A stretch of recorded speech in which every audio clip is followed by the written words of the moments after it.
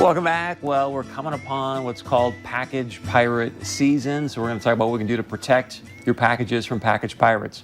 How's that for alliterations? It's only Monday. Right. Joining us today, Jessica Schintel-Decker from the Fargo PD.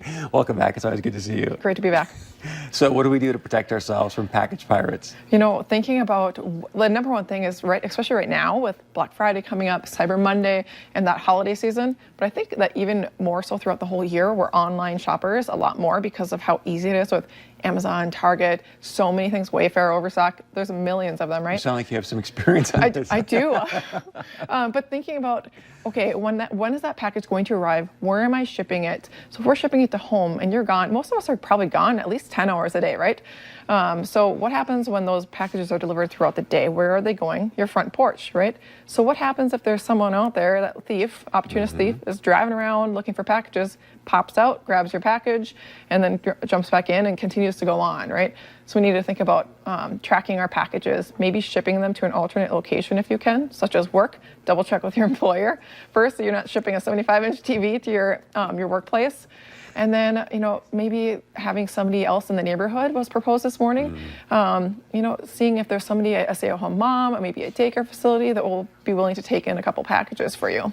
And I think you can also ship them to like UPS stores and things like that too, right? Just Yeah. to make sure that it's in a safe place. Yeah, we're not like, we don't have those Amazon shipment places quite yet. Maybe one day Fargo will get there. But that's another option. You can see if maybe FedEx or UPS can hold that package for you to pick up, so that way you know that you're going to get your package and not that thief. What about like getting the doorbell video? I mean, does that help at all? Does it really matter? Because I guess once they get it, right? I think that it really does help, and it may be a deterrence for several people, especially when they see that Ring doorbell right there and it starts illuminating with that blue. But there's a lot of smart doorbell options out there.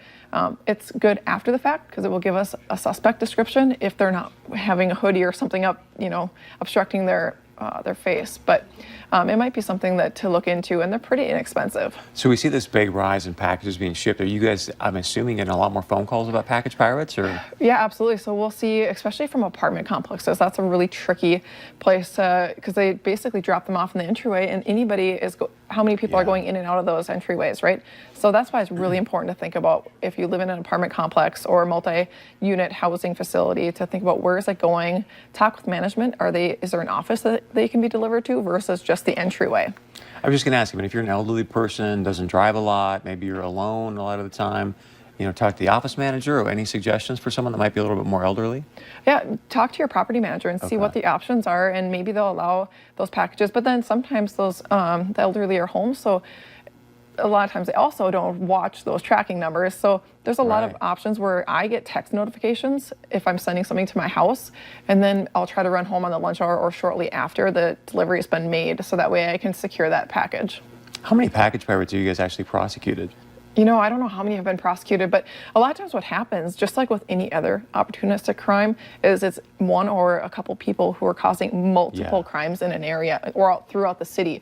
And they're really hard to solve because a lot of times people don't have descriptions for us. We don't know what they look like, where they've been, and locating them. But sometimes we can find out. A lot of them are also doing theft from motor vehicles, theft from garages, things like that, and we find them in possession of the packages. That's how we're able to go forward and suggest charges with the city or the state.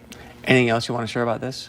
You know, think about also with this online shopping, there's also online scams too. So make sure that you're shopping from legitimate sites, and look, especially if it's online through like Facebook, look and see what are the reviews. Are people commenting with the angry emojis?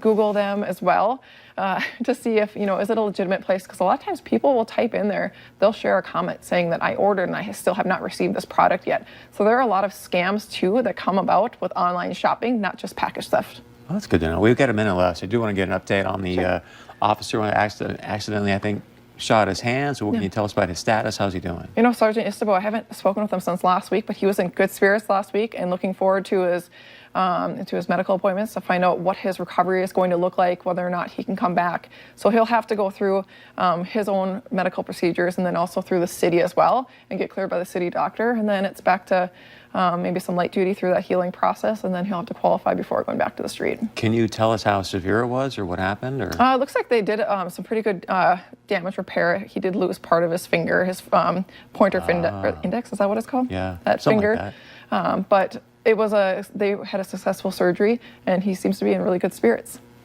Thank you for the update. We appreciate Yes. it. Keep up the great work. All right, stick around. We got a lot more coming up right after this.